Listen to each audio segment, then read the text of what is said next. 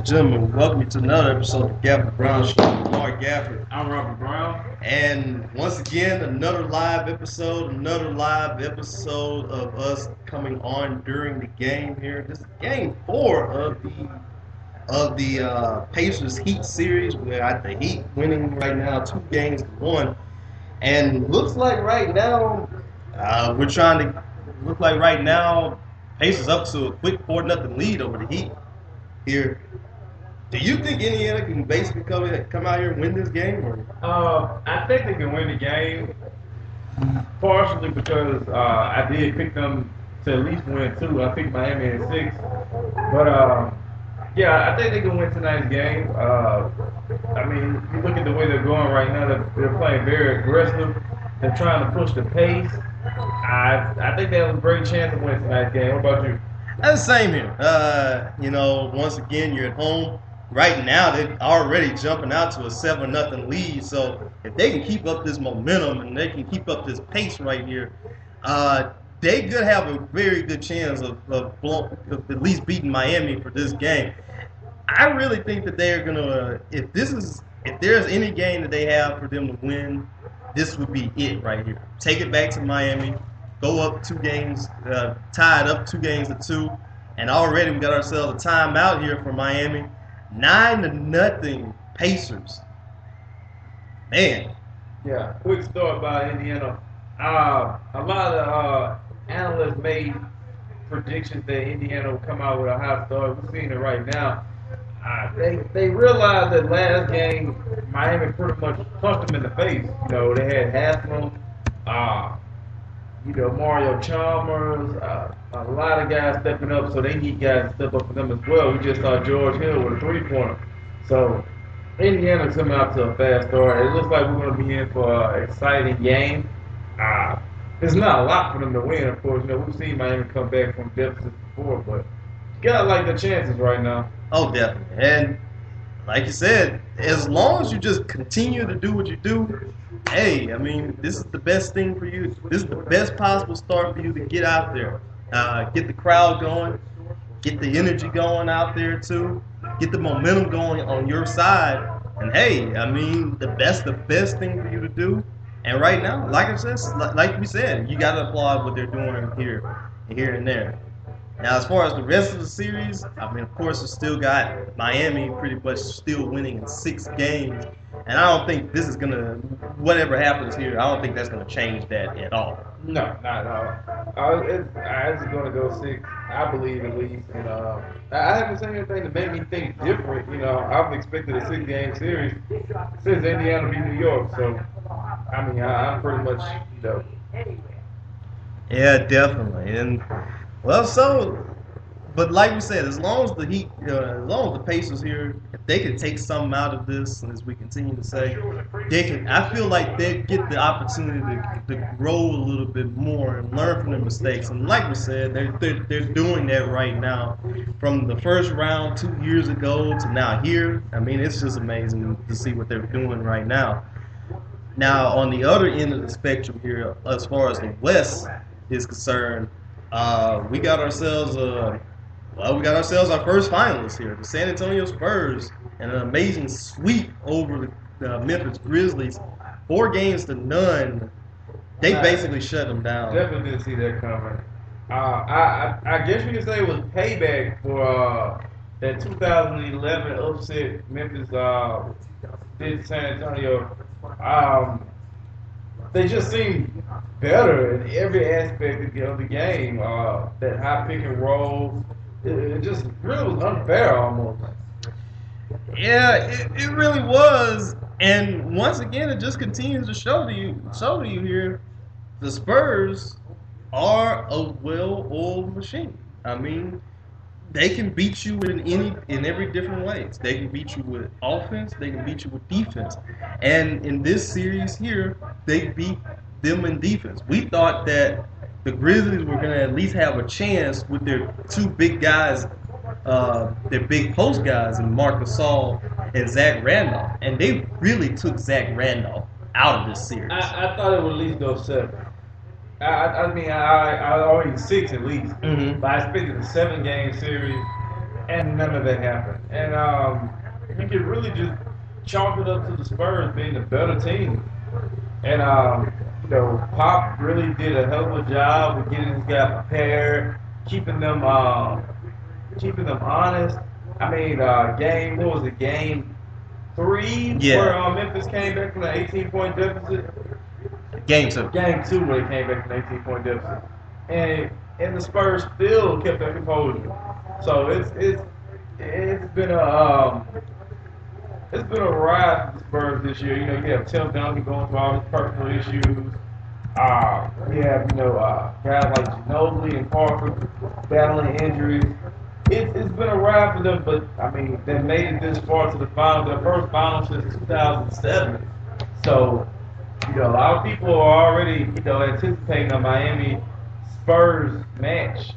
Basically LeBron James versus Tim Duncan part 2, and I'm excited for it. That's what I would like to see, but at the same time, it would be disrespectful just to skip over Indiana. Oh no, exactly. I mean, we cannot skip them over. And my goodness, right now, I mean, Indiana's showing a whole lot of stuff here, and I'm pretty sure they probably have it in their mind. Well, nobody has us in the playoffs right now. 11-0 lead. 11-0 lead. It's just they are completely fooling the Heat right now. LeBron James can't get a shot. LeBron James is I'm pretty sure he's getting a little frustrated right now. I don't think frustrated yet. I think if this keeps up in the second quarter, maybe we'll see some frustration. But I think right now they're taking their licks. They're taking their hits accordingly.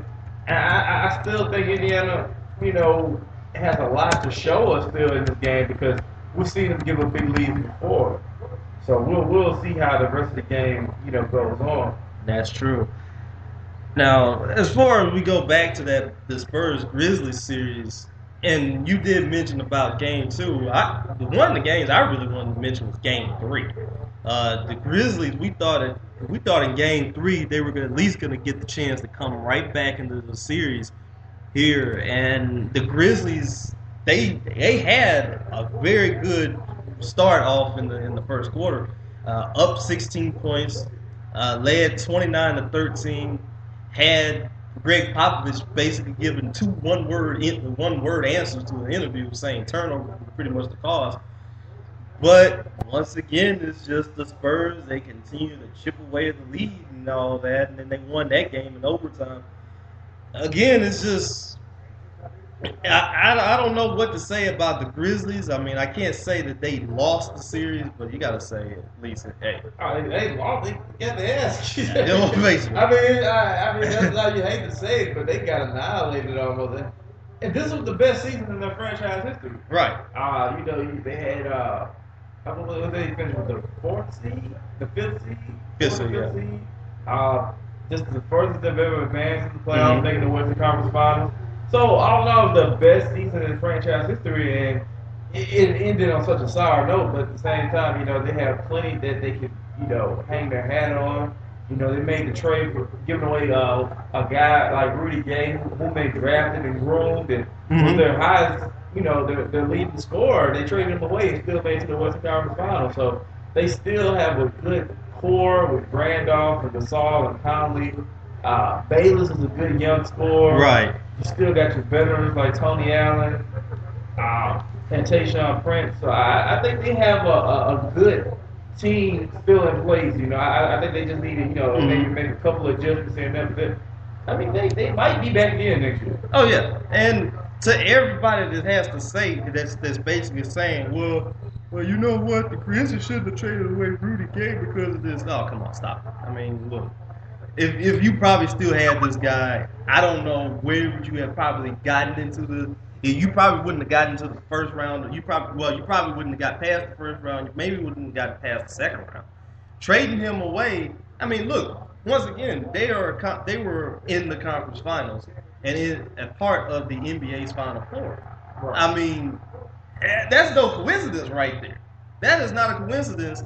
And basically just say, well, they needed Rudy Gay out there. Come on now. Yeah, yeah, and that's something that you just necessarily can't make an argument on when they got put out the first round last year. So we're still seeing a team develop and grow, and I'm confident they'll be back in the playoffs again next year, and that probably makes some noise. And Clarence is out here saying he's agreeing with you right there. He said, "Yeah, Rob, they pretty much got their butts tapped up on." I mean, they got handled. They got handled. The Spurs came in, punched them in the face, and said, "Yo, we remember 2011."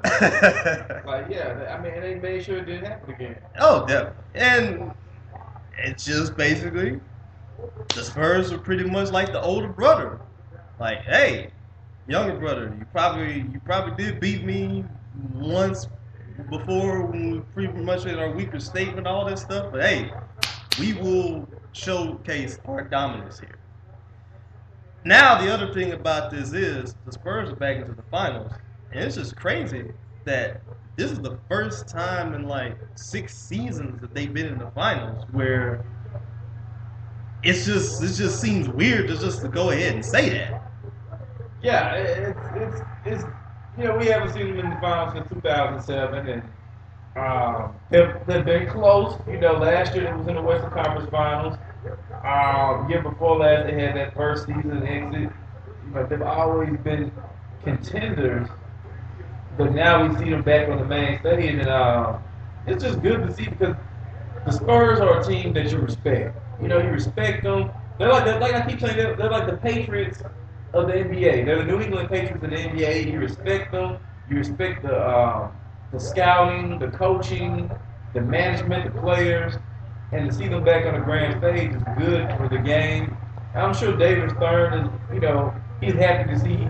Well, I guess it's bittersweet because we've seen him and Pop, him discipline Pop a couple of times. But Spurs are a model team, a small market team that does well. And it helps the owners make, it kind of squashes that argument about the whole super team, big market thing. So it's good for the game. It really is. And just to go ahead and say this here, I mean, this is the 5th time them making it to the finals. This could possibly be their last hurrah. Like, who knows? This could be Tim Duncan's last hurrah. I mean,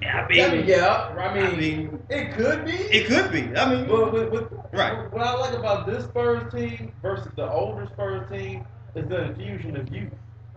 Thiago Splitter, Danny Green, Leonard, DeJuan Blair, who we hardly ever see, but he's a great player as well. Hopefully he gets some minutes in the finals. I don't know why this guy gets no minutes, but hey, that's on Pops, but they have good young players surrounded by their older veterans. So, I mean, this could be Tim's last run, but you never know. Maybe next year, they can get back up to it. You never know. Possibly, yeah. I think you do bring up a very good point on that one too. It's just to me, and how old would you say Duncan is? 37? 37? Let's say you do win this year. Do you risk coming back, or do you retire on top? If I'm knowing Tim Duncan and the season he had, I think he comes back if they win. Just because he seems that loyal of a guy, and I think he wants another ring. Yeah, and that's I definitely see that too. Because I was trying to wrestle with the whole idea about that, like would he come back, would he not come back, and part of me would probably say, okay, well, do the Elway thing, I got my 5 rings. And pretty much I can just walk away right now. But then again, it doesn't look like the Spurs are going away anytime soon. I mean, we looked at them over the past 3 years, and everybody was writing off the Spurs, I think, in 2008, I think 2009, 2010, when they I think 2009 they lost in the first round, 2010 they lost in the I think they lost in the second round to the Suns. And then I think everybody was writing them off, but then here they come, they bouncing back. Like, I think it was 2011, they won 60 games. 2012, 12. I think in that 66 game season, I think they won around 50 games, somewhere like that. And this year they won 58.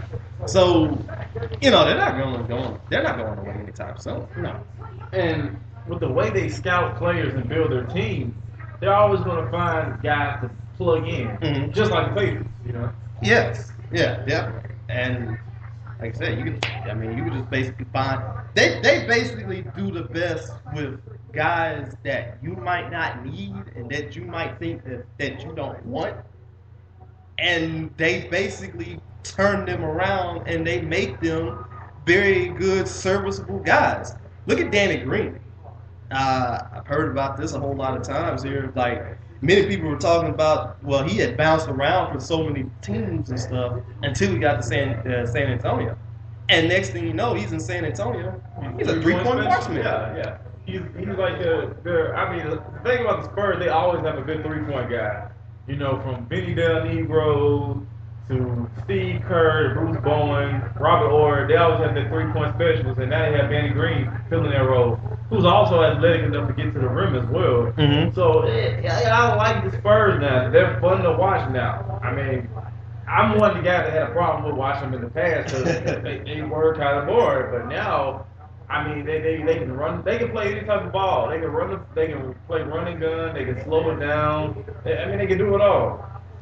And you and me both. You and me both. Because even though I'll admit there have been some games here in the series, and especially that Grizzlies series, where they really did not put up too much of a fight, I do agree that the Spurs kind of made me to the point of really wanting to go to sleep and watch hockey. But they're much more exciting product right now, and you still always have to admire the fact that they're still, a very good team and all that. But here's the other thing, though, too, about we all mentioned everybody else almost trying to go ahead and get a ring. T-Mac. I'm so tired. People want to pop champagne about T-Mac, man. T-Mac did the same amount of things for the Spurs to be in the finals that I did. He watched them. He did the same damn thing I did. He watched them go to the finals. He just happens to have Spurs memorabilia on, and he happens to be at the game too. But he did about the same thing I did. He watched them go to the finals. Basically, and he'll get a ring, but I won't. But he'll get a ring. And T-Mac was a great player. I was a T-Mac fan at one point.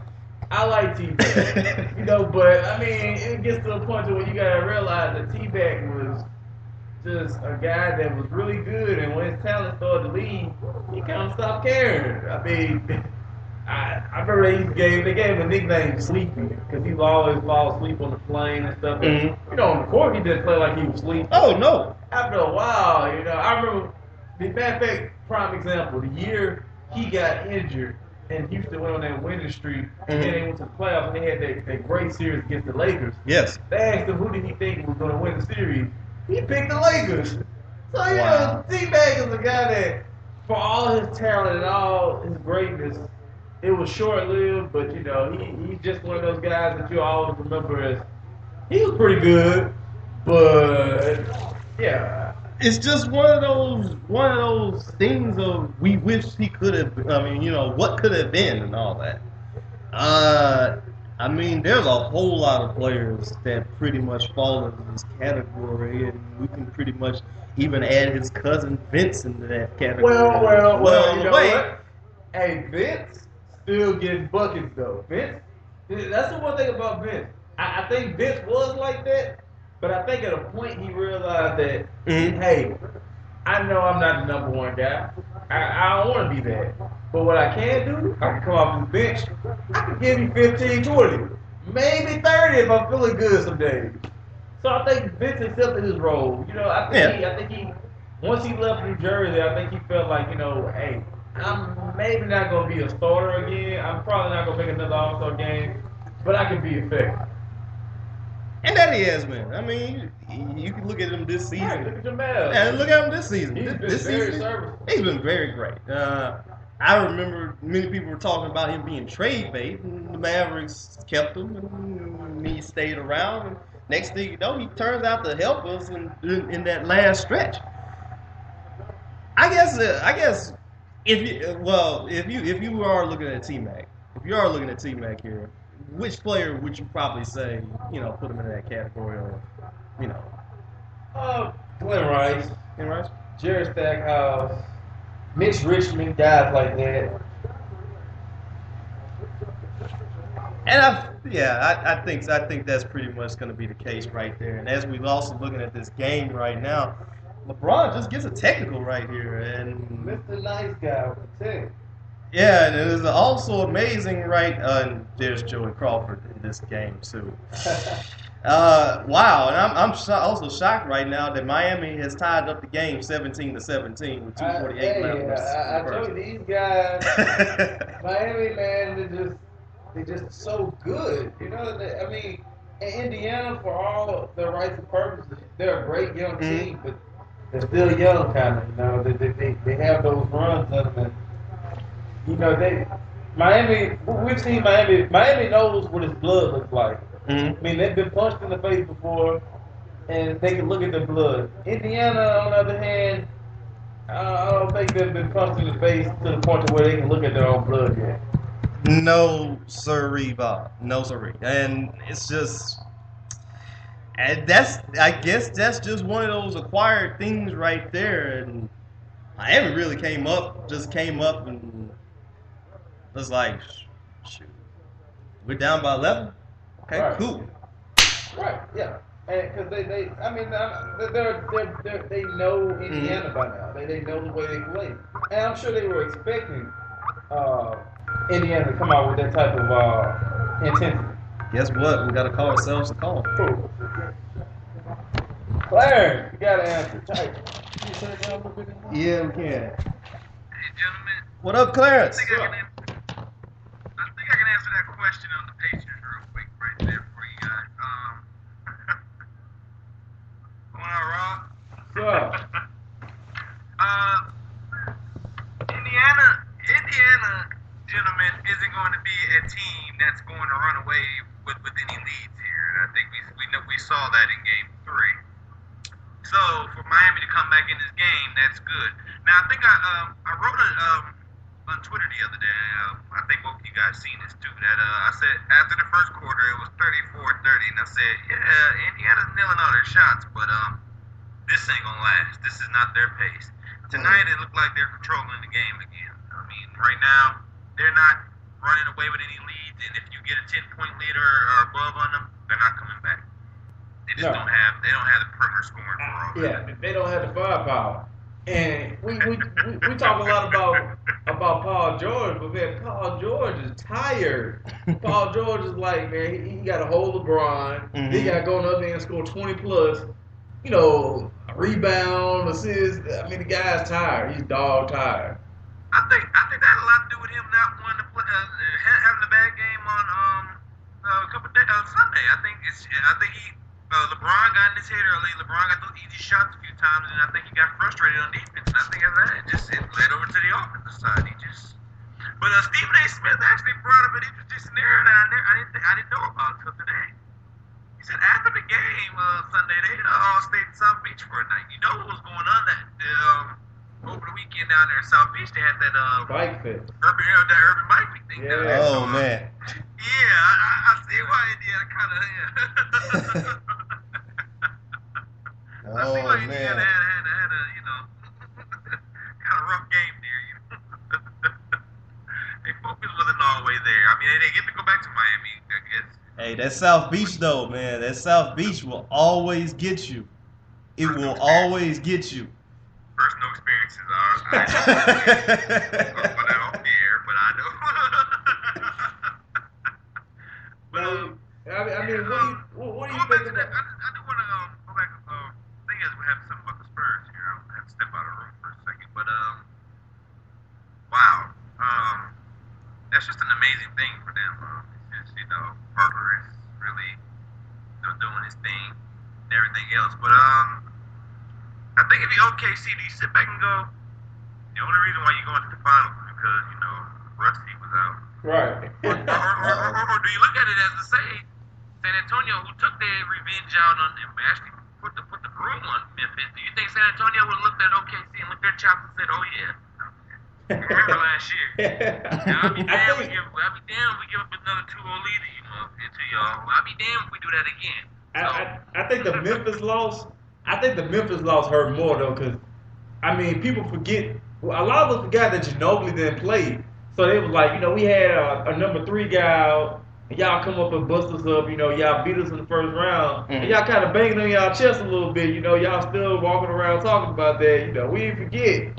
Last year, remember they had the commercial with the Shook ones playing in the background? Yeah. That was that's how they came into this series. They was like, yeah, y'all saw that commercial. Well, yeah, because Pop series.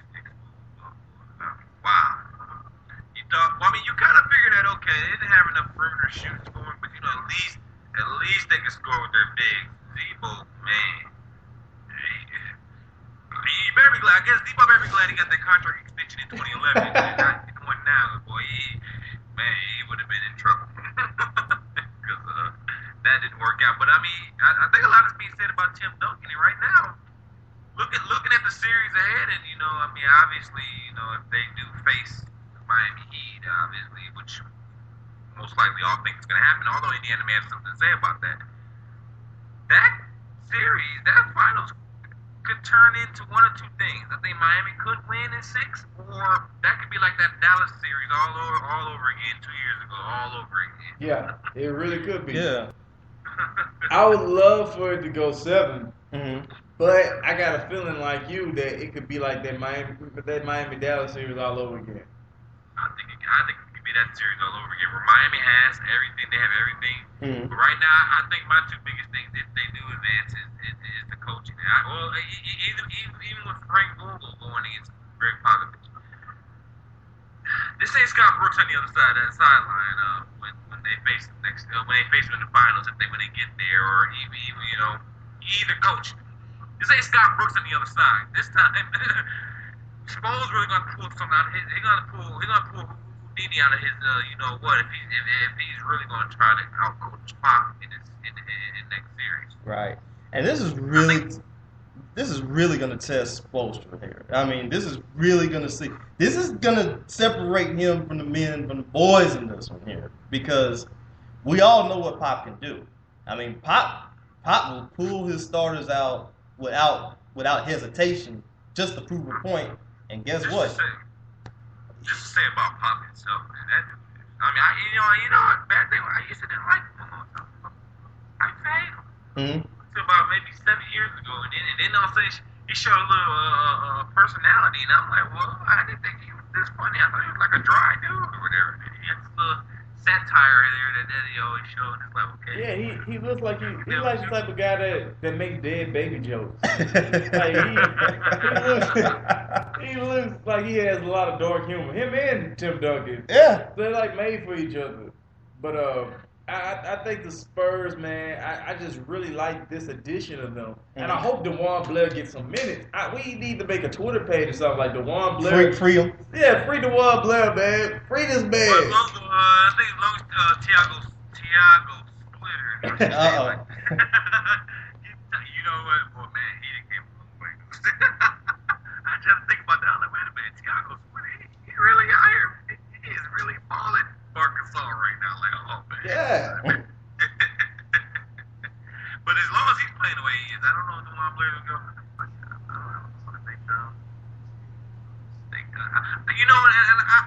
hoped for DeJuan Blair when he first came in. Especially when he went to San Antonio. I had hopes for him, but now it's like, I don't know. Well, if he's in Pop's doghouse, well, obviously Tony Parker knows about this, so, he eventually get out of it at some point. Mm-hmm. Now, what do you think about Jalen Rose going on Twitter last night saying Tony Parker is the 3rd best player in the NBA? Now, prisoner of the moment or legit comment? Prisoner of the moment. I think with the bed before he wrote this, but I'm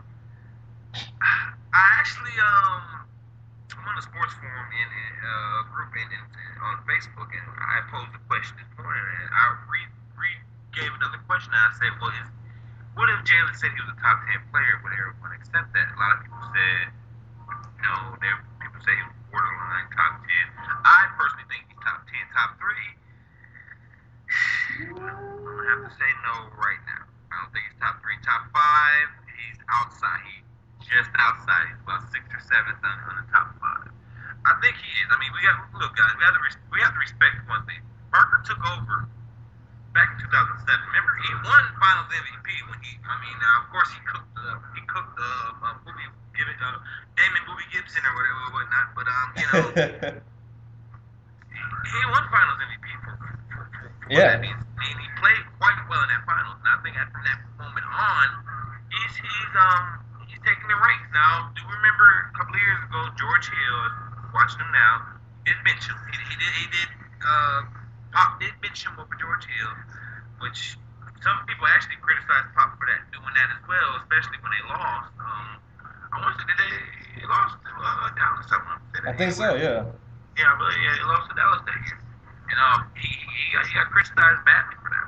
But outside of that, Parker he's played top 5. I mean, remember right before the ankle injury in early March, he was that MVP candidate. Rightfully so. A lot of people believe he should have won that Finals MVP back in 07 too. He did. No, you mean 05? Actually, I think Ginobili should have won in 05. I was very adamant on that. But yeah, he got it in 07, but I think Ginobili should have won it in 05. But they gave him 05, yeah. But yeah, that's what I see primarily from that. It's just that he has to be at least top 10. I couldn't put him. I couldn't put him top 3 right now. That is a prisoner of the moment situation. Yeah. I mean, watching him coming off of a game where he scores, I forgot how many points this week. He scored a lot of them. I was going 37, I believe it was. Yeah, you could say that, but let's wait and see. Yeah. Now, finals, yeah. Whatever he does in the finals, then, I still wouldn't say top 3 yet. No. You can make an argument for Russell Westbrook, Kobe still, a couple other guys be that third guy. I think Kobe by default, but now a lot of people are going to question Kobe coming into this season now with the Achilles being the same guy. Most likely, he's probably going to be out, I think. Although, last series didn't help him. I'm almost slide to say Carmelo Anthony at this point. If not Carmelo Anthony, then obviously Dwight Howard would be the shoe-in, but he's not playing like it right now. So I think now, I think after KD and LeBron, it's arguable after that one. So, but I don't think it's perfect right now. It's going to be a really good debate about that, and if I could expound on that whole thing too, it's just like, once again, I just feel like that's a prisoner of the moment deal. Like, there's no way I can really go ahead and say that I can go ahead and say Tony Parker's the top 3 player overall. I probably wouldn't even say that he's a top 3 point guard. Now, I'd say maybe top 10. Could he sneak into that top 5, given the injuries and everybody else? Probably so. I say he probably would be a top 10 point guard. But I guess that's the next question. That's the next question I had posed was, okay, as far as ranking of point guards, is he? Because we obviously know he's the best on his team, so that he's got that. Now, I guess if you look at the point guards, and I posed this question earlier, right after he cooked Chris Paul in that one game where they kept saying Chris Paul this, Chris Paul that. Parker went there and took it to him that night. But I said after that, who's the best point guard in the league? Most people say CP3, Darren Williams. You have Parker in there. Some folks even went as far as putting Steph Curry in there immediately.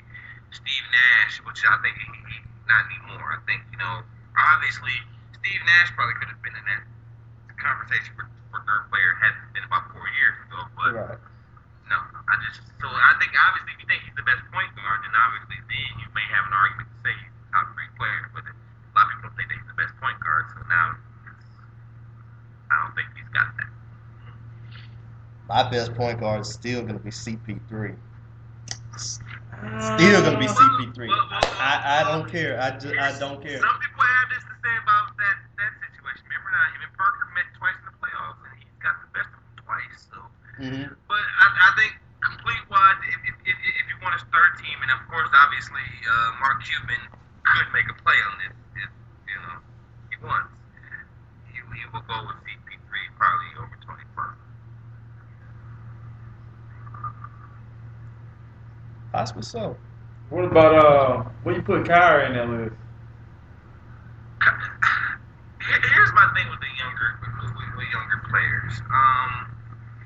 And this goes with NFL and everything else as well. But how I rank younger basketball players is you gotta put some time in first. So I usually dismiss your first 2 seasons in it because obviously you can have a great rookie year and have that sophomore slump and things fall out, or you can have a bad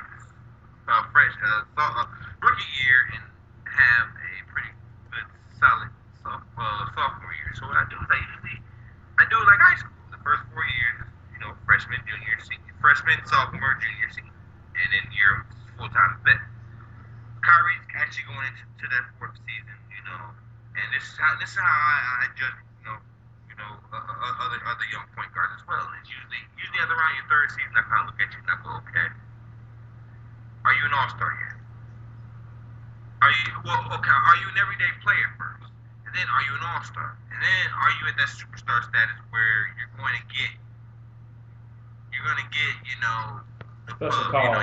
superstar status. And like kind of like how we're looking at Paul George right now. We're going, okay, you're about this close from being there. You're that close, but we have to see more. And that's kind of where I'm at now. Can you do this consistently? Can this be done every year? Can I look at your stats and say from year 3 to year 7, your scoring is improved. Your threes have improved up high. Maybe your field goal percentage is getting better. That's kind of how I look at it with Kyrie. I might start looking at that this season.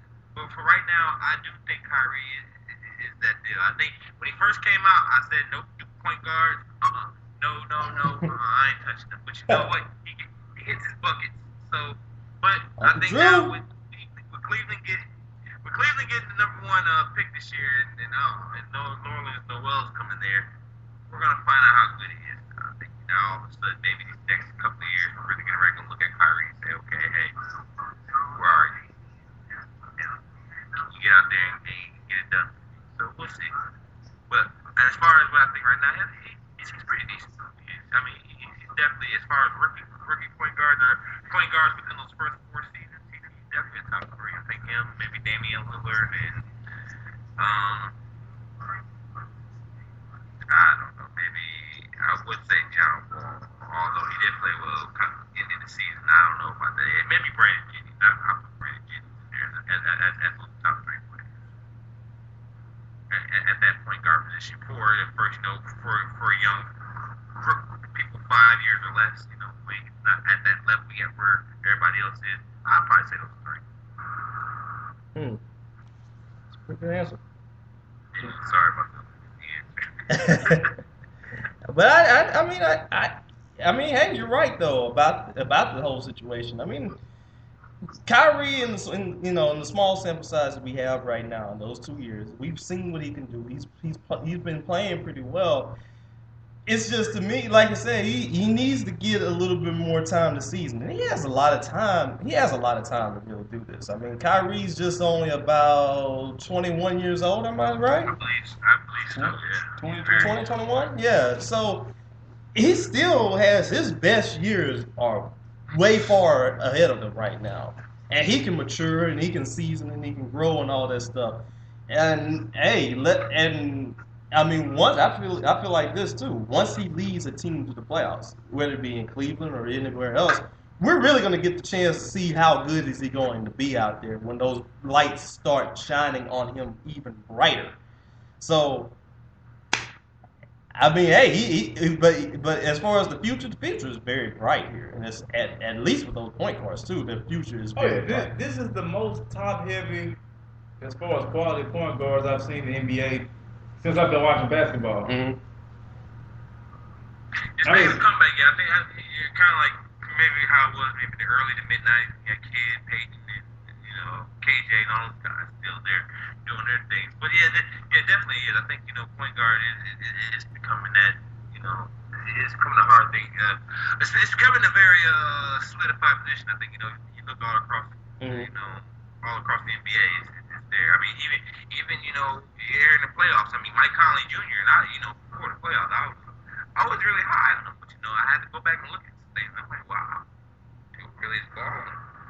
I was able to see it. I'm like, he's really balling. I didn't think he was that, I didn't think he was that good. But watching him from the playoffs now, I'm going back, okay, maybe he's made it. Too bad his homeboy couldn't make it, but he's made it. So. I'm also bring up something here too about the West Finals that you laughed at, or what as absolutely what Rob said too. T-Mac, the whole T-Mac ordeal. Your thoughts? Well, for one, Steven Jackson, you probably kicking yourself going, what the hell did I do to deserve to get thrown off the team? Could have had 2 rings.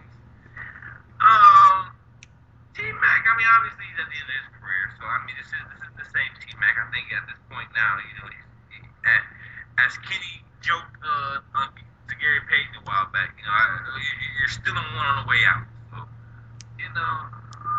if he gets a ring on the way out, most of us gonna. I don't know if a lot of us will remember that. He did win a ring with San Antonio.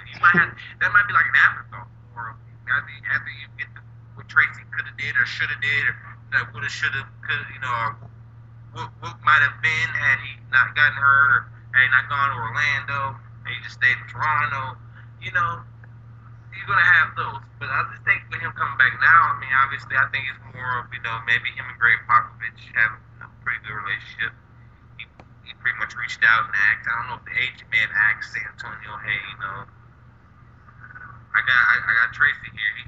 He's a veteran of the game. He gave some veteran minutes. I mean, if you looked at last year in the playoffs last year with Atlanta, I mean, he played actually well in a few of those games against Boston last year. I think a couple of those games he played well. I mean, he didn't play. He's never gonna be Tracy Brady, but he played well enough. He played well enough for you to notice. Outside of that, it's just basically he's still the one on the way out. It would be kind of crazy if this is what Pop was trying to do here. Save him for the finals, or at least put him in as the victory cigar. Next thing you know, he just goes somehow That probably might be the wrong team to put him in against. If Miami pulls this off, it might be the wrong team to put him in against. But I think Michael Finley, he is not. No, I think people get real sentimental with T-Mac because they saw what he did in Orlando and those couple early Houston seasons. But I don't know. I'm not with all the T-Mac hype because I remember. Clarence, you probably remember this, that Orlando series. I think it was his first year in the playoffs. I think he had Detroit down 2-1, maybe 3-1. And it was 3-1. I remember this. They had just won a game in Detroit. And he choked. They were going to go back to Orlando. It was pretty much over. And no, excuse me. They won 2 games in Orlando. They're going to go back to Detroit. Detroit ran them off the court in Game 5. They came back to Orlando. They struggled in the Game 6. They ended up losing that, and then they went back home to Game 7, and that's when Chauncey Billups had the smile on his face and said, "Yep, about to put it on you boys," and that's what they did. So that in itself is going to be his defining moment. I think one maybe big thing like Popovich signed him, as you remember, he didn't hang 13 points on Pocket about a minute. So. Oh yeah, you're right about that. I remember that game. That's 13-33. Yeah. That's when he was really hitting that ceiling. Yeah.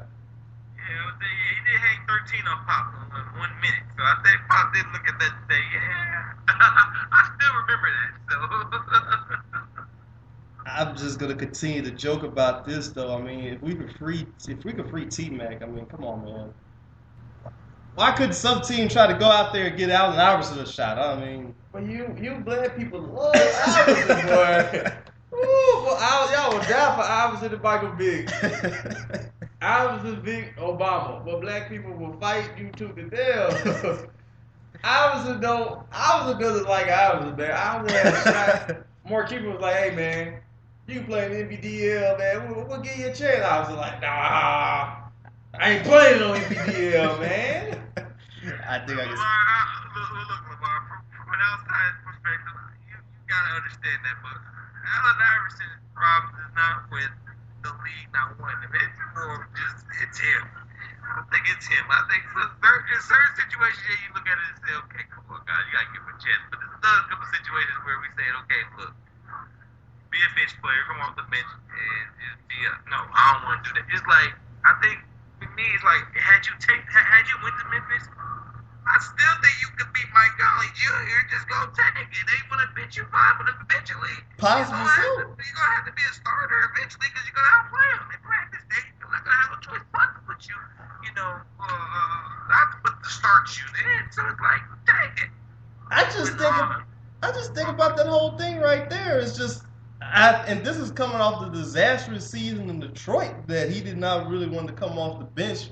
And Memphis, he just felt very insulted about that too. I mean, I think had he would have given that a shot, a little bit more of a shot. I mean, like you said, he could have possibly beat Mike Conley Jr. and we wouldn't have. I mean, we wouldn't see the growth of Conley. They can use him right about now. Well, if it's the old Iverson, they probably could have used him yesterday. But I said you're gonna beat him in practice, so go ahead and do it. But a lot of that is just him. So.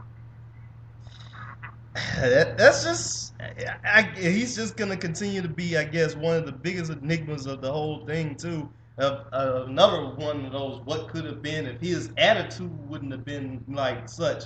Like, yeah, I don't want to come off the bench. I don't want to do this, blah, blah, blah. I still think in his case that he will go to the Basketball Hall of Fame. He's Definitely. going to be there. It's just, in what shape and hopefully, what capacity. I don't think he'll get in right away. I don't think he'll get in his first or possibly his second try. Nah. They'll hang him for that one. He'll get in eventually, though. Yeah. They'll hang him for that one. But then after that, I think he'll get to stuff. But it's just, it's more of okay. I mean, I remember the interview Lisa Salter did with him, break, sometime early in the season when the Sixers were playing. They were playing and he was just talking. And it's like, dude, you just don't, you ain't sound right anymore. Like, he's somebody he wanted to come back to play in the league, but fans why they. Yeah, a lot of that has to do with you. So Yeah. You gotta give it up. Pretty much. Once again, it's just going to be like that check your ego at the door type deal. So, but yeah, that's pretty much the case right there. Right now, let's give everybody a game update here. We got the Indiana Pacers up 38-30 with, I think that's about 5:27 left to go in the second quarter. Something like that. I don't know. I need a new TV in the first place. It's 5:27. 5:27? Good. Yeah, I know. TV probably needs some new glasses as well, but yeah, definitely. So we're gonna go ahead and take ourselves a little bit of a commercial break, and pretty much we're gonna talk about what else is there in the sports world, especially when sports and Justin Bieber collide. Yeah. Y'all gonna have to hear us three talk about this. We will be right back with the Gafford and Brown Show. All right, we're right back with the Gafford and Brown Show, and we just got done talking about the conference finals. Now, let's get into a little bit of a lighter portion of the show right here. Talk about Justin Bieber. And we all know right now Justin Bieber has gone through this transformation here from everybody's darling pop star to now, well, I don't know what to describe it really. But he got into a little bit of a confrontation with a former NFL star about his actions and about his speeding and all that. Now, I told you about this, but I want you to go ahead and guess who was the former NFL star. T.O. or Ocho Cinco. You're in the right direction. It's a receiver.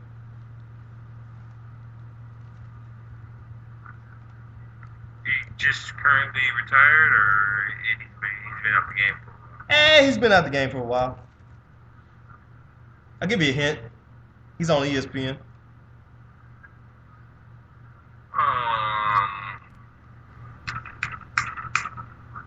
Chris Carter? Nah, not your boy. You close. You're close though. Keyshawn? Yes. So basically, Keyshawn Johnson is right here getting mad. He's calling out Justin Bieber on reckless driving. I'm reading this thing on Billboard right now as I'm trying to pull this up here, which I think this is going to be pretty much the funny thing right now.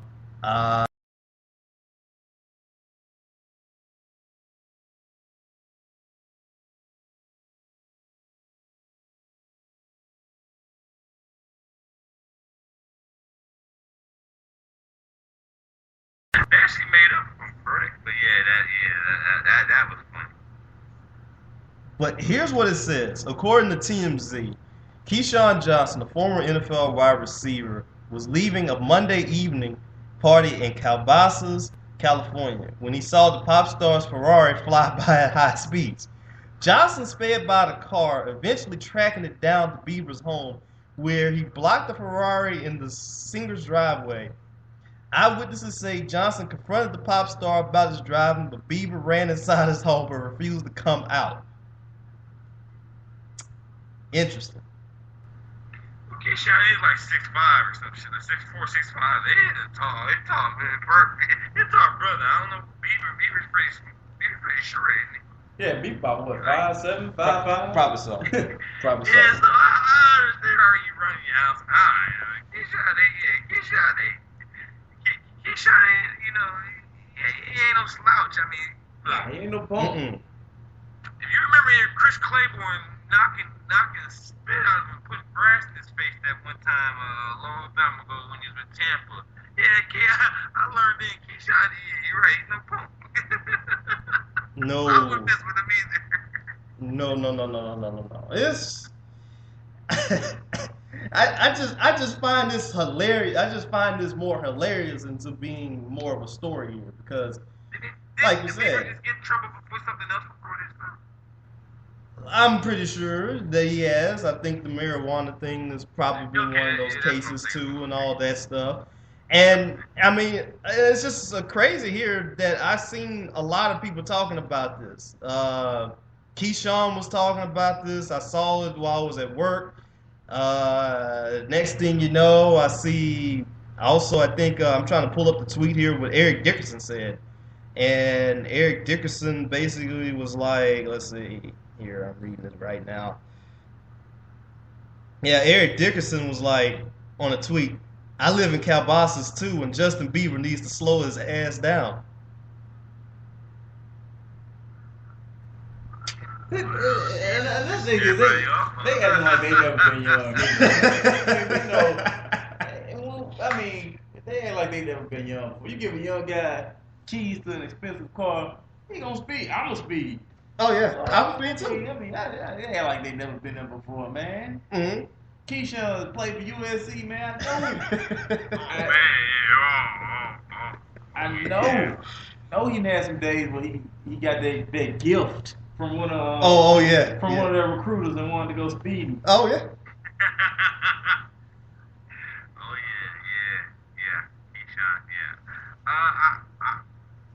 Obviously, what's the related issue of him being upset at? Well, I guess he almost got ran. I guess he almost got hit. So yeah, I guess. About it. But I just, listen to what Herman says sometimes. Don't press in.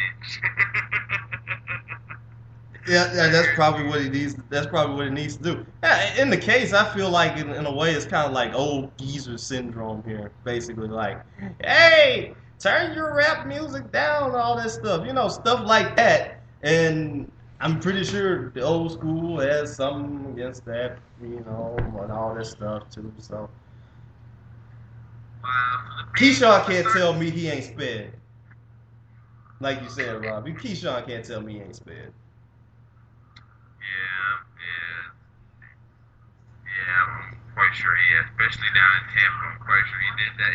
He sped out a couple times down there too. Yeah, I don't know how. Yeah, it goes to show that football season is still it was 100 days away for the kickoff for kickoff weekend. So now these next 100 days, you're reaching for stories here. But It's pretty much in the same case too, because right here where I'm looking at we're both looking at ESPN. We're looking at them actually counting down the top 10 plays from last season. Yeah, in May.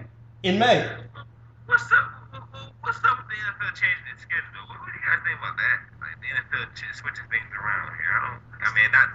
It seems pointless to me, but. Oh yeah, the draft. Yeah, definitely. To me, I'm kind of not the biggest fan of a May draft. I mean, it's something that I'm not used to. I'm used to my draft being in April instead of May. But I guess the other thing though too is you got to look at it like this: how's it going to fare against the NBA? I don't think it'll do too much harm because people only really pay attention to the NFL draft. Right. The first 2 rounds. Right. Specifically the first round. And I don't think it'll do too much harm. I think Goodell kind of flexing a little. He knows that the NFL is number one. Mm-hmm. He knows ESPN is making a lot of money. And his good boy David Stern leaving, so he probably like, you know what, man, look, I'm about to make it. Well, here's another scenario that I think is getting ready to happen that I think most people are fearing is that he's getting ready to extend the season. Yeah. That too. 2 more games. Yeah, 2 more games. Still been talking about 18. Which really sucks because you got guys that barely make it through this season now. Yeah. I mean, I'll never forget Michael Vick getting hurt in preseason. Mm-hmm. Whole year gone. Atlanta was in the water for that happened. I'll never forget Arthur Blank pushing Michael Vick in a wheelchair like, all my money in a wheelchair. Let's get rid of preseason. Hey, he said, forget that I ain't hiring nobody. I'll push you my damn. Hey, never seen no stuff like that before. Like, whoa, wait a minute. Wait, hold up. You own him, but you pushed him around. Like, whoa, I don't get this. Arthur boy is something. But you know what? Yeah, I see why he was severely hurt by that with Mike Daly did. Yeah. And you know what? They say you can't lie to folks like that. You can't lie to them folks. They hate being lied to. But in this situation, I think that's the one person he really should tell the truth. Okay, fine, you lied to Goodell, fine. But that's the one person you really should be like, hey, I ain't mean to do it, man. It was whatever. Hey, you got to spill the beans on that one for Arthur Blank. At least Blank, as I call him, Blank Check got some cronies he can help you get out of that stuff. You been lying to him all of a sudden. It's like, yeah, dude. I mean, his good old boys from Home Depot can pretty much do that. You got that? Did he? Yeah, it's like, yeah, dude. That's not a good look. It really is not. I mean, and going back to this whole 18 game thing here. I mean, look, us three, we love our football a whole lot. I mean, Vikings, Broncos, Cowboys, all everybody else too. But I think 18 games, I mean, really, I mean, there kind of has to be a little bit of a line here where we're going to have a little bit of overkill, and I think that's pretty much going to be the case right there because 18 games, man, 18 games. Yeah. Well, here's one of the arguments I think that was added today. Well, remember, there was 14 games a long time ago. Mm-hmm. Then it went to 16 games, and all the owners back then bitched and cried about it, and then all of a sudden, hey, here we are with 16 games. Now, you move it to 18. Here's a scenario I got with the 18 games. If they're going to move it to 18 games, I think, every team's going to have to get an additional bye week. I think that's what the players already said. We got to get 2 bye weeks. So my theory about it was, okay, we know the Pro Bowl is suffering badly. Fine, it is. But I thought is with one of the bye weeks that you're going to give away, make a universal bye week, meaning everyone's off that week. Put the Pro Bowl in that section, and you know, the Pro Bowl is you can't, you know, I know they want to make it here on the mainland. They want to stay away from the wire or whatever in a few years or whatnot. So what you have there over here in the States, go ahead and make a universal week for it. Then you can have the All-Star, the festivities, the punt passing kick tournaments for children. You can have those little things in the middle of the season. Maybe after week 7, maybe 8ish, maybe you do that. Maybe week 10 at the latest you do that. And then after that, everybody else will still have their original bye weeks from there. But then I think you move the game in the season, because I think that's the one thing that makes the Pro Bowl suck. It's not in the season. Mm-hmm. If you look at the NBA All-Star, it's during the season. It's in the season. The NHL All-Star game in the season. Baseball All-Star game coming up next month. Well, pretty much in June now. Well, coming up in July. Baseball, it's in the middle of the season. So the NFL is the only one where there's at the end of the season. Right. I see why it sucks, because no one really did give a damn at the end of the year. But put it in the middle of the season, I think you might get some interest. I've honestly felt the same way. I mean, what do you feel? What do you think about that? I don't know, cause I guess because now when was the last time? Clarence, you might know when was it 14 games? Because that was bad. That was way back. You're like, wait. That was before my time, man. No, that was back in the I think they switched it. Right. It's okay. They had a strike that one year. I think they switched it like in the early 80s. Oh, okay. But I don't know. But I don't like that because, man, I look at my team, the Denver Broncos. We got a guy like Peyton Manning. Mm-hmm. Guy just came back from multiple neck surgeries. Just a lot of issues. He still can play at a high level. We see that, but man, if he's around still, yeah. When they add those 2 extra games, man, I get nervous if he gets hurt that second to the last, the new game added. I'm gonna be pretty pissed. Cause I'll be like, man, this was like the old way. Mm-hmm. We would do it in the playoffs. It's just stuff like that, man. It's just, it makes my head hurt. But it's a capitalist society. It's a capitalist. The game is all about expanding and making more money. Right. There's no real right or wrong way to really look at it like that. I mean, like I said, I can hate the additional 2 games. They pass it. We can't do nothing but watch the extra 2 games. We'll just watch the extra 2 games, and we'll just see the preseason get cut. I guess for 2 games, right? You're gonna just do it eventually. In a couple 5 or 10 years, you're gonna be 2 extra games. But the only thing I'll say about this, and Lamar, you brought me an interesting point, is when does it become overkill? When does it become you're trying to do too much? I know right now in the stadiums they're trying to make it a live experience. This and that. I think a lot of people don't go to the stadiums, to games anymore, outside of the tickets being high as shit. Is that it's just that I get a better feel going to a sports bar and watching it. You got people in there talking crap. You got one team folks here, one team there. The environment's nice. You go there. Your drinks are there. Your food's there, and then the other species are there, women. And who you got? Oh yeah, always so, them.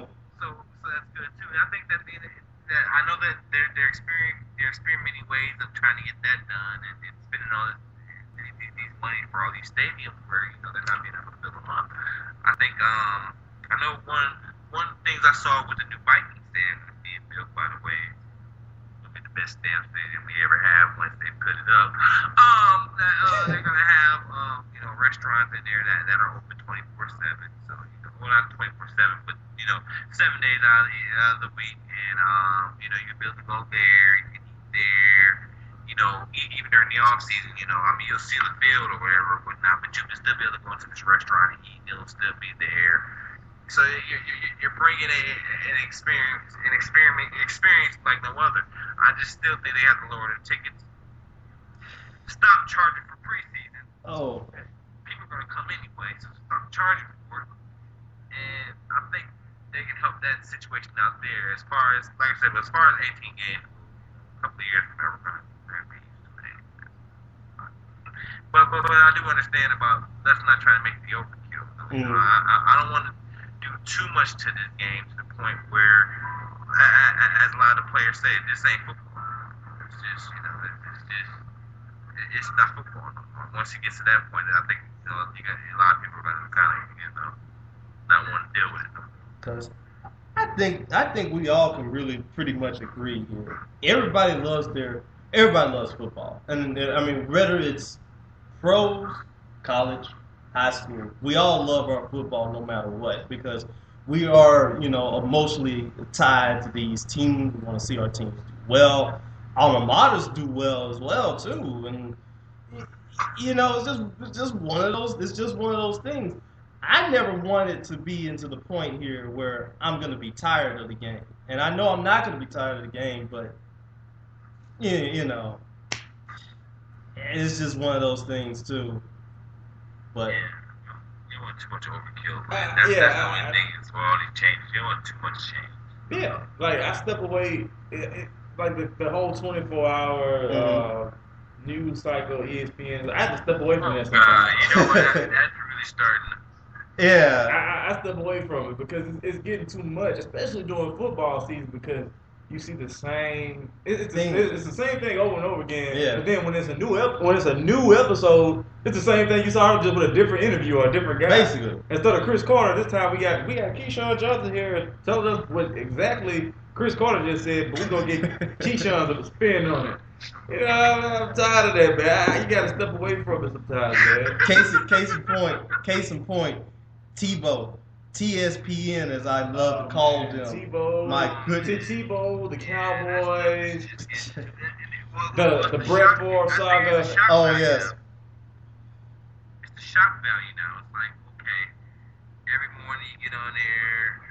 Okay, Miami lost game 2. Now, oh my God, can the Patriots win the series now? It's like, dude.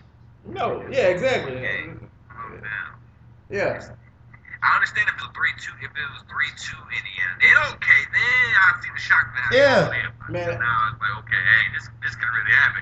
But you know, come on, not the one game, and it's like, well, after one game, such a struggling. Oh God, then you get all these analysts coming out here, and they all get on there with these politically correct answers, and it's like, I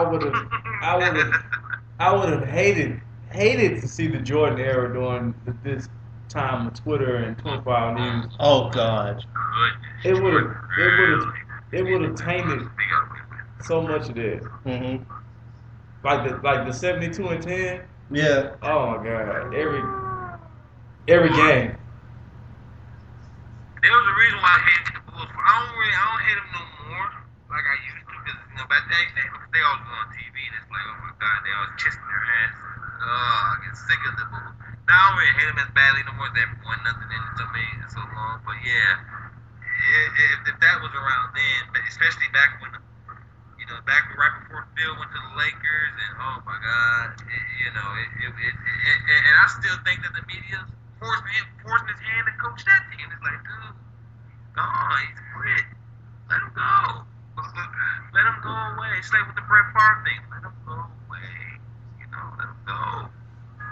He's not coming back no more. Favre got killed. I said, I'm a Viking fan. I saw how that man was getting murdered. He's not coming back. Let it go. Tebow, he's not coming back. The guy here, they still forced the Tebow to Jacksonville thing. Every I was like, man, I don't want this guy. The man came out, David Caldwell, the GM came out twice and said, no, Tebow's not playing for that. I mean, he's saying it nice. Next time he's going to say, look, this man, look, he ain't goddamn coming out here playing. Yeah. That's the thing. We ain't not going to fucking nothing. Come on. Yeah, he gonna have to get real that next interview, start cussing or something. Like, look, man, he not coming. Stop breaking it. I think Jamel Hill brought it up a couple of years. She did a blog on it about him coming back to Jacksonville. This, that. Next thing you know, the media ran with it. It's good old Skip. Old man Skip really just. It's him all of a sudden it's just him. Which, I don't mind it sometimes, but obviously now he loves his Spurs again after killing them for most of the playoffs. Now he loves them again, so go figure. Don't get us started on Skip Bayless, man. Do not get us started on Skip Bayless. Oh yeah, Skip Bayless ruined. He's ruined the culture too because his brand of watching sports and talking about sports has infected so many people. I get on Facebook. I'm in a Facebook group called Sports King. They're talking about how the Heat are gonna lose after Indiana won that last game. I mean, come on now. They talking about it's over. They talking about so anybody want to make the Pacers Spurs blog for game 1? I'm like, That's one thing I hate about the NBA is it's so damn predictable. So everybody knew that was gonna happen anyway. yeah. Well, I remember him saying after game 1, my Indiana's distraught, they're over with. And I'm like, look, that's one coach move Bobo made from the prime, from the example is that I think that was an experience. He didn't know any better. But, it's like they're not done yet. If you watch the whole damn game, no one had to lead more than 7 points throughout the whole game. It was a close game. So, But once again, I just feel like he's just like one of those. He's just one of those people that probably, and I basically, if people probably were to put a camera right up here in Skip Bayless's home right now, I probably would say this. During the first 3 quarters, he's probably not even paying attention to it. He's probably not watching it. He's just typing on Twitter or preparing for his next show. Then the 4th quarter hits and boom, I gotta watch and I gotta nitpick on every little thing that's happening right here. Oh, LeBron makes 2 turnovers in this game to cause us to lose this game. Oh, okay, I'm gonna talk about LeBron doing this. Now where it's like they're paying him to do that. Yeah.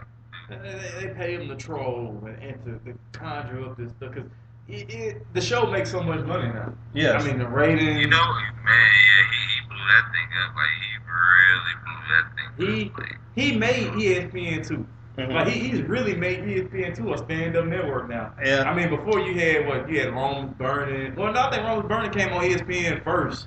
Yeah, it did. But Yeah, that's right. I think around the on ESPN too. Then they switched over to ESPN. Right. So Skip pretty much gave ESPN too his own legs now, and he's a huge that. Well, he blew that Cole Pizza thing. I think he blew that show up. I think he helped with it a long time ago. Then all of a sudden, I know he's an executive producer now. He does all that the scene now. And then they got Carrie to help, which is nothing wrong. Carrie champion all over. Trust me. The reason why everybody watches the show. Yeah. But no, he brought Carrie in there, and then obviously Stephen A. Smith. Remember now. Him and ESPN, boy, they had it out. Yeah, when he didn't renew his contract. For about a year or so, he disappeared off the scene. Yeah. Like, wait a minute, what the hell? Where'd he go? So I think Skip had a lot to do with him coming back. I think Skip went in there and talked to a couple folks. Say, all right, come on back, come on, all right. Yeah, come on back this time. Skip is a smart guy. Mm-hmm. Skip knows. He knows what works. Right. He knows that him and Stephen A. have when Stephen A. is not kissing his ass, they have a good dynamic. Yeah. A good back and forth dynamic. And it makes for interesting TV. And he got rid of the people that kind of undermine him. Dana, okay, you question me? Okay. Go. You need to go. Well, I think a lot of that. I think that they didn't want to do that shit. I think after a while, it was fun at first, but after a while, it was like, yo, this shit kind of sucks. They left. I think they left. I think Jay Crawford did this thing. I mean, he's over in Sports Center, he's doing his thing, but I just think after a while, it was just like they got away from what they really wanted to do. It's toxic. It's mostly. I kind of don't like the whole 100% debate topics of the whole thing. Like okay, the old format here of Cold Piece and First Take used to have, okay, you have the debating, and then you also have the whatchamacallit here that is also going on. Lomas Brown and and you know all the other characters that were also on the show too. Speaking of, didn't let him go. I think so. I haven't seen Lois in a long time. Since he threw your boy under the bus, they let him go. Oh man, and Lois I like Lois, even though it took him forever to say what he had to say. But Jamal Anderson. Oh, Jamal Anderson, man, he snorted all his aspirations away. Man, I was talking about Jamal Anderson on TV, getting at people like, you should do this, you should do that. That's, you know, Jamal Anderson gets arrested, gets lined for coke and all. I'm like, man, he knows how to have a good time, even as an analyst. Well, he ain't got no Atlanta. I know he does something in Atlanta, but man. Over with him, like, even my boy Jimmy Smith got caught up on this stuff, man. I just love Jimmy Smith, man. When I saw that picture of Prince the other day, I was like, oh man, come on, Jimmy. Man, it's a cold world. Continues to be so. They wanted to retire his number. They wanted to retire his number in Jacksonville, but now it's like, yeah, what happened? I don't want to do that right now. I also want to bring up another thing here that's also going on in the NFL business right here. That y'all heard about the Tyrann Mathieu thing, right? Yeah. Oh man. So here he is. He's engaging in the DMs here with a 17-year-old girl. I'm kind of like right here, bruh. Don't be like J.R. Smith right now in this situation. J.R. Smith, well, wow.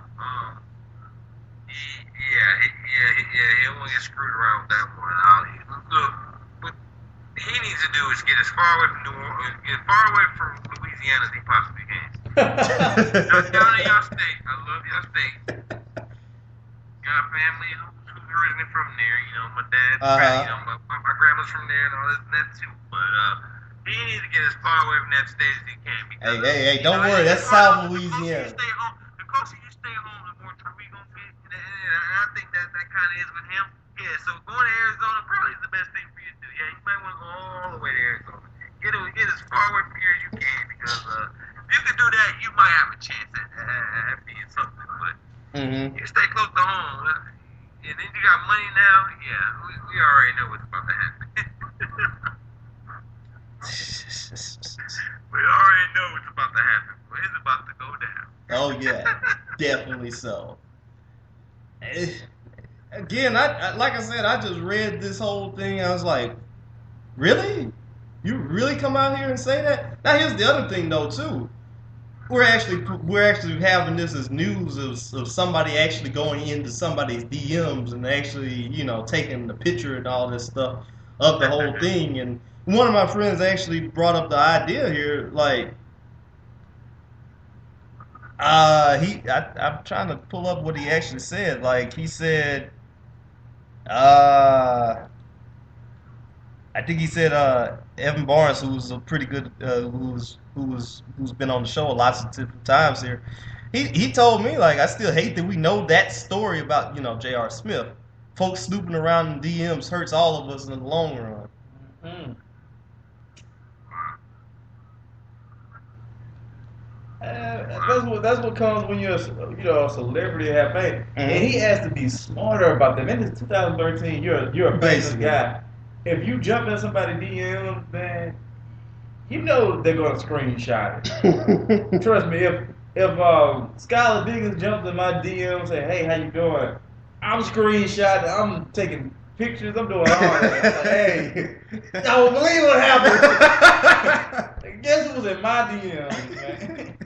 So you just gotta be smart, man. And that's like. And I'm scared where that conversation was headed. That's like that's like the thing with Greg Oden did a couple years ago. Oh, the penis picture. Oh yeah.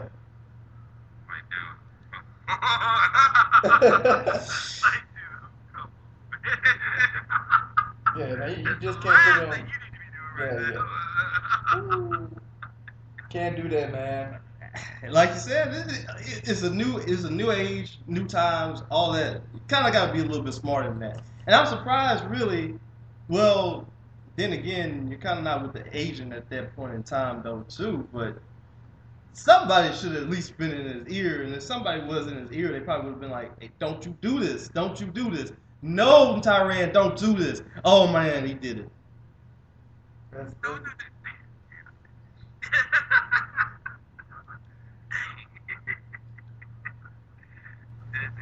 But you know what? I think he'd be alright. I think he should be okay. He should be. Yeah, he'll be okay. Should be. If at all anything, this is gonna be just one. I think it's just one small hiccup to what he could be in his career. One small hiccup. He'll make some plays for him. I think so. But what do you guys think about Crabtree going down though, man? That was big. Yeah, that was big. I think Anquan coming is gonna, kind of make up for that loss. I want to see if Mario is still gonna have it though, Mm-hmm. because he missed most Oh of yeah, that. I remember that injury. I remember when he got hurt up there in So Seattle. Yeah, we're gonna see how he adapts. But I think they'll be all right. Yeah, they're gonna be okay. I mean, once again, I think they still have some pretty solid receivers to help them out. But as long as they continue to utilize that power running game that they have of Gore and Kaepernick also trying to run a little bit with the read option too, and that defense, I mean, they're still gonna be all right. They're gonna be all right. Yeah, they should be. But boy, that division. Hopefully they do okay. Still think the Vikings will beat them both, but anyway. Them in Seattle, but yeah. And that's gonna be a race to really see here. That's gonna be a race. Well, you can't keep out St. Louis for Arizona. Right now, I know Arizona. I know they did a piece on Carson Palmer, I think, ESPN, where he is saying that he's throwing the ball well, like he's just like he's got a resurgence or whatever. Now, I'm sure he said that a couple of years ago when he was in Oakland anyway, but we'll see about that. 'Cause I know this year, at least Arizona, I'm sure Fitz is going out there going, I got somebody who can give me the damn ball. So, who can give me the damn ball. And then Palmer has a pretty good deep ball. I mean, I think, like I said, he just need one of those real fast receivers to go out there and get it, kind of like what he had with Chris Henry before he had passed away. So, yeah, that could be a 3 to 4. But the top heavy, I said it's the top heavy division. So very top heavy. Yeah, and it's clear they got the best division. I think they're gonna have the best division in football. They probably will. Yeah. Yeah, they likely will, and all that. Some more news here. The Atlanta Hawks got themselves a new coach. Yeah, I saw that Spurs Exactly. guy. Mike Budenholzer. Yeah. Holzer. And people still mad about Brian. People want Brian Shaw. They're like, give Brian Shaw a chance. Damn. Man. That's crazy. That is crazy that man ain't got a coaching job yet. I still believe. I was gonna think maybe had Phil Jackson went to the GM position that he would take him, but yeah, I still believe his days are pretty much coming about that. They are. They are. It'd be another coming to Mark Jackson if he goes to another team. They'll do great. Mm-hmm. They'll do well and stuff. If he goes to another team and stuff, he should do okay. But yeah, I'm surprised by that. Though. I'm super surprised that man ain't got a job.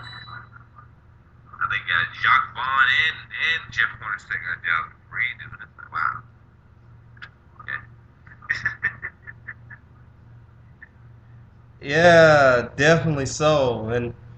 And we also got Jeff Hornacek as the new head coach of Yeah, Phoenix. that's going to be interesting. Was Jeff coaching before this? What was he before this? I really He don't know. never, he just, he been an assistant for a while, but yeah, he never coached. So we're gonna really get a chance to see if he gets that opportunity here to make Phoenix a lot better than. Well, at least if he can at least give them. I think they have potential. You know, Give them potential, yeah. They're a young team, and they have pieces there. They still got Scola, Gortat, Dragic. They have a lot of people. They have a lot of young pieces like this guy from North Carolina, Marshall. Kendall. Kendall Marshall. They got a lot. Michael Beasley. Yeah. They got these. We'll see how it goes. Mm-hmm. But I think they'll be all right. Yeah, they're gonna be all right. Cause like I said, I think he gets 3 guaranteed years, and I think he gets an option for a 4th. And within those 3 years, we're not in. I don't know how good Phoenix is going to be, because I would still think that next season they're going to be in the lottery too. Yeah. But who knows what could happen after that second year? Who possibly knows what could happen after that third year? I mean, they could get the ping pong balls might fly their way. Next thing you know, they're possibly right back in it, and they can get that 1-2 change in player. But then again, if that doesn't, well, they're pretty much starting all over from scratch, all over again. So once again, it's just that luck of the draw here. Now, Miami, Indiana, starting up in the third quarter, 47-48. Indiana with the lead right now. Clarence, what do you think about the second half of the game? Who do you think is going to take over? Right now, Indiana up 1 point. Yeah, I see that. It looks like, how that first half ended, I think you kind of got to get upset. They let LeBron James get a layup right before the end of the half. But I mean, obviously, this is the series here. We're ready to find out. Can Indiana hang or not? I think Indiana must. They got to win this game. So far, I'm looking at things here. It looks like the pace of the game is to where it needs to be with them. So I'm not concerned about it. It seems like the pace of the game is there to go these crazy turnovers again. But the pace of the game is there for them. This is their opportunity here. I think again, you don't want Miami to get too relaxed or anything like that here. They should be able to maintain the second half. I do have them winning this game, so hopefully to go up 2-2 and stuff like that. So we'll see. It could be an overtime game. Right. I predicted.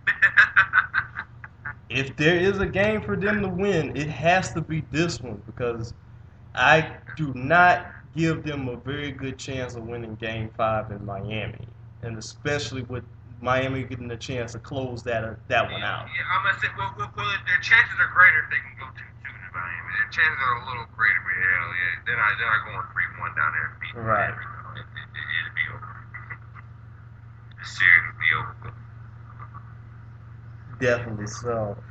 Now, let me see what else is going on here in the world of sports today here, and I guess people still going ahead and talking about this Rutgers thing, and it's just been such a big mess about that.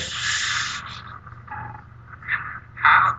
Well, they brought something else out on her today as well. So it's like, whoever these folks are, they really don't want her to do anything. This is almost equivalent to a hater move. Somebody out there is really hating right now. Mm-hmm.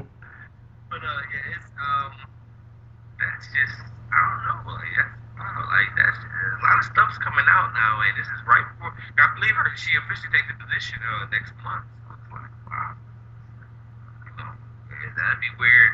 But not the AD, but the president should have been the one that been canned, and the AD. Both of those guys should have been replaced, and I think now you're gonna have a lot of calling for their heads because of this, and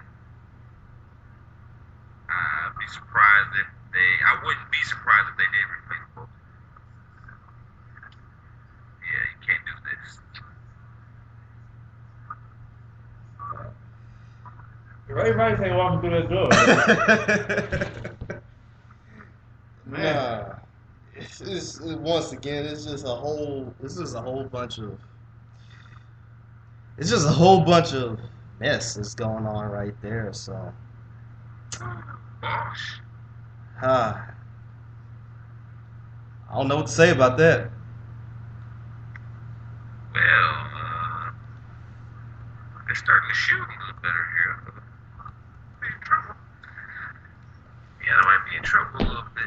Lance Stevenson scares me a little bit. I mean, he making this shot sometimes, but that could be a little too OC with it sometimes. Right, and like we said, a lot of people kept on saying that his ceiling is pretty high right here, but then there's sometimes that he does have those questionable shot making skills. Yeah. That dude shot selection be, I'm like, man, it would be out of control sometimes. Like, what are you doing? What are you doing? Like, dude. You about to cost the guy. I think it was game 2. He kept making some ill-advised shots and stuff like that. Like, I don't. But he played okay though. That way, he just made a couple of decisions. Like, man, you better throw the game away. Yeah, I remember that. Like this. You better throw the game away. That's not great.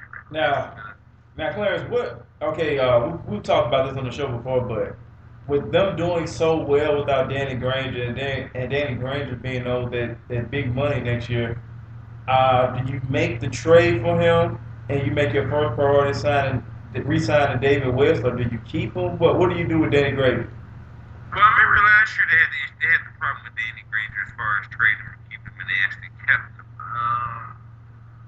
With Paul George coming up, the emergence of him, obviously, it makes him expendable now. The only thing about this is that his knee injury could scare some teams, okay? But you obviously have to trade him.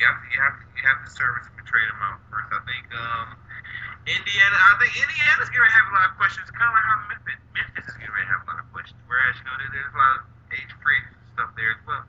There's a lot of holes that they have to fill up there and stuff. But I think with Danny Granger, one of the things, one of my sports groups that I'm in on Facebook is one scenario we had was possibly Minnesota acquiring Danny Granger and giving up a few draft picks and giving up trying to give away JJ Barea or Rittenhauer. We gotta get rid of one of these point guards.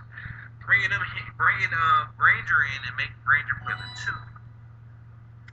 Now, I like that move.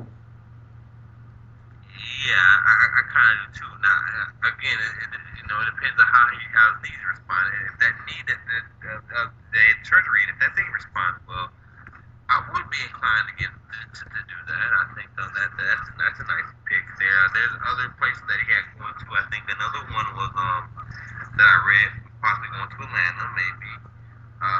Obviously, LA is going to always be the big answer. You're a big time star. You go there, obviously. But I think I do go ahead and get rid of him. I think Paul George, like I said, his experience is going to help him.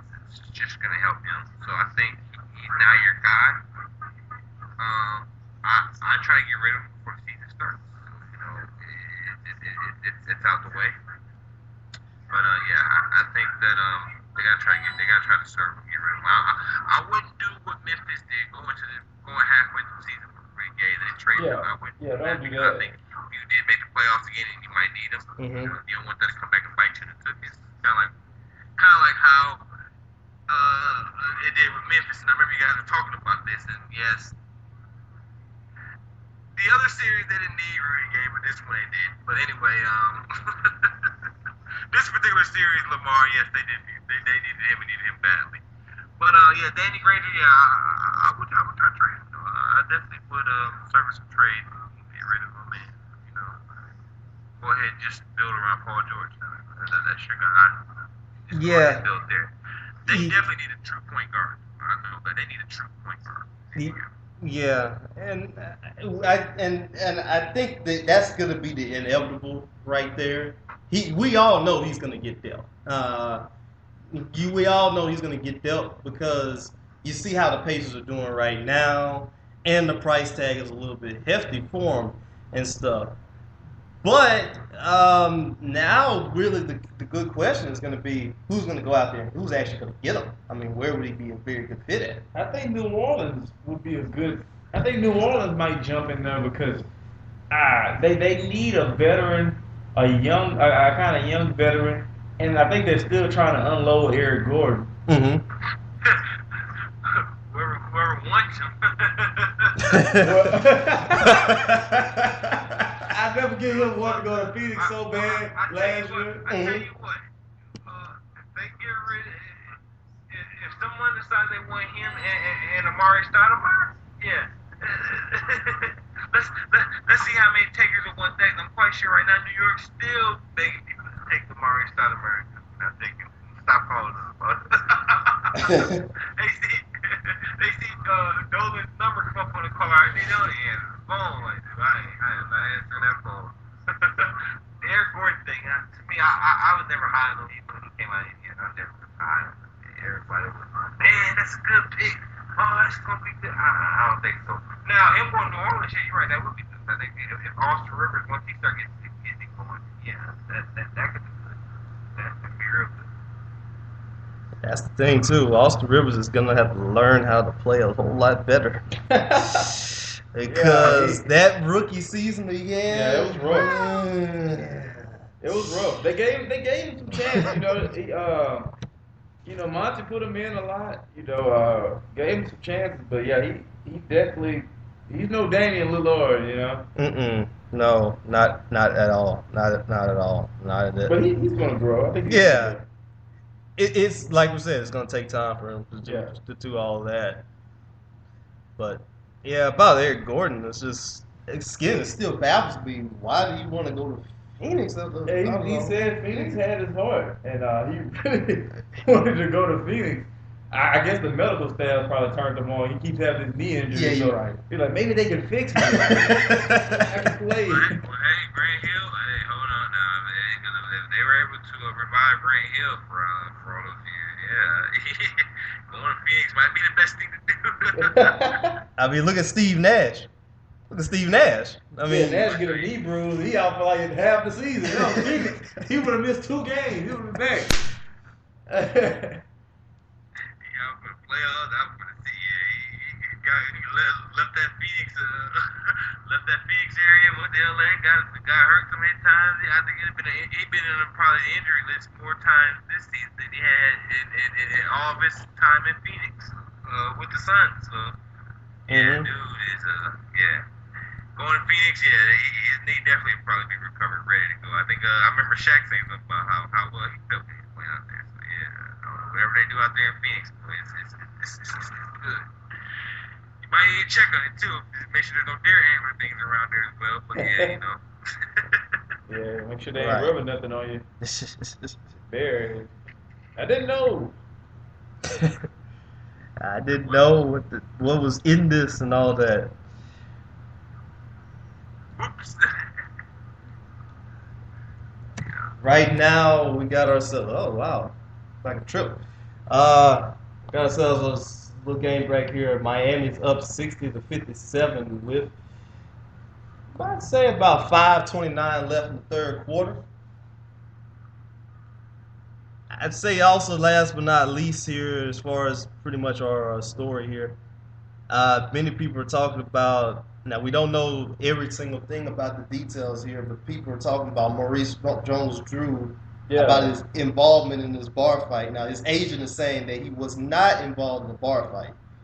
So, yeah, that's pretty an interesting situation. I just saw that earlier today, and I hope it didn't happen. Well, I hope it was Maurice Jones-Drew because, man, Goodell likes to play sheriff, so. He's gonna come down hard on him if it did. Oh yeah. Because I don't think Titus Young. I don't think he's gonna play this year. Oh no. Not after all that. No. Well, Ty, I don't know what Ty. I don't know what that situation is. Well, there you go. Now, see, this is what I'm talking about. They can erase leads like this, but they cannot. If it's 10 plus, they're not coming back like this. With a lead like that. But Royce told you, from what I'm hearing right now,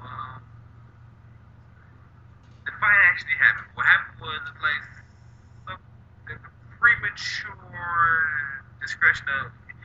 I think they're deciding if they want to file charges on him or not. But I think one of the media outlets actually slipped and said that they are filing charges on him. So I think that's where the debate is going now. Because actually, to be truthful with you, I actually didn't hear about this story. And where this bar is not that far from where my mother lives in Jacksonville. So it's not that far from where she lives at. So it's like, oh, I do know where that is. So that's a confusing situation there. I think I guess the media thought they were going to file charges, but the police are actually deciding do they want to file charges or not. They have enough that they can do to file charges. So I think that's where the disconnect is right there. So most likely, I don't think he would get too much in trouble for Goodell if that happens. And besides, it's his first time doing anything anyway. So. Yeah. He's been a model citizen so far. So yeah, I think they love him. They love him in Jackson. They love him.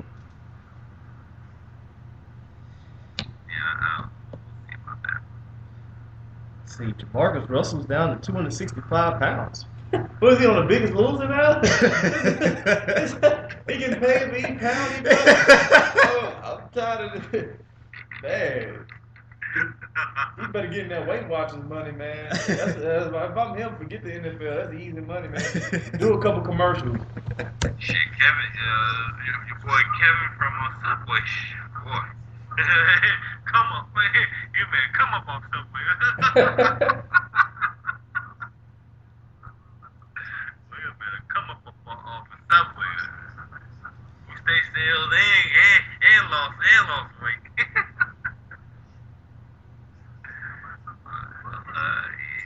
He's trying to make his comeback. We'll see.